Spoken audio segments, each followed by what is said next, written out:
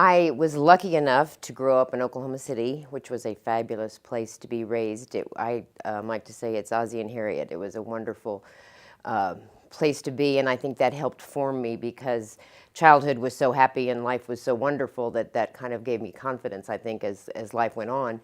I went away to college to Virginia and then to California and decided to go to Washington, D.C. for the summer and ended up staying for 19 years. Got excited about what I was doing in Washington and started with the federal court system and then moved on to politics and was lucky enough to work for Ronald Reagan, starting as an inaugural and then at the White House and the campaigns, the other inaugural back. And I think that that was probably one of the most exciting times you can have.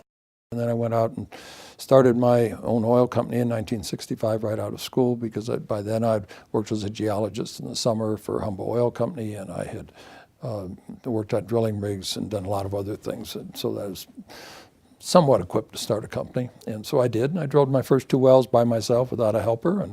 And the rest is history. We just kind of built up, so we had about 10 divisions of the company, and I moved it back to our headquarters back to Colorado in 1975. I started thinking about volunteering, maybe not even thinking about it, just because it was part of our life. My parents were both very involved.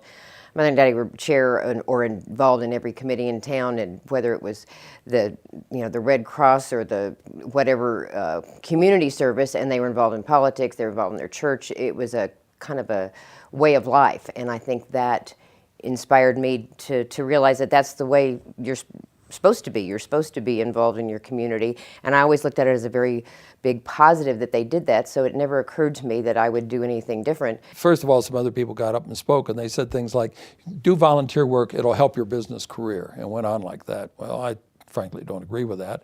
I agree that it will, but don't do it for that reason. Do it for the right reason. So when I got up and spoke, I kind of contradicted the other people that had spoken and said, do it because it's the right thing to do. It makes you feel good. You go to bed at night and you're feeling really great about it. And you know, the funny thing is, if you do it for all the right reasons, it will reward you later. I think the thing that people need to watch out for, don't just join a lot of boards or a lot of committees that you're not interested in or that you don't have a passion for or don't think you can develop that passion for. And don't be one of those that sits on the sidelines and takes the credit. Just work really hard, because if you work really hard, then you'll do well. And you won't be one of those people. There's always those people talk about that, oh, they're just doing it for the credit, they don't do anything. You never want to be one of those people.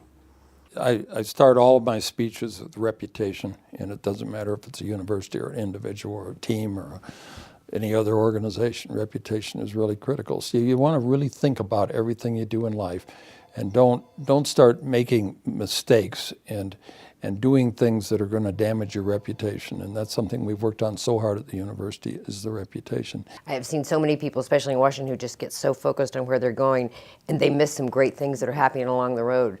So it's more a matter of just keep your mind open, try new things, be involved with lots of different people, and I think it would make your life a lot more exciting.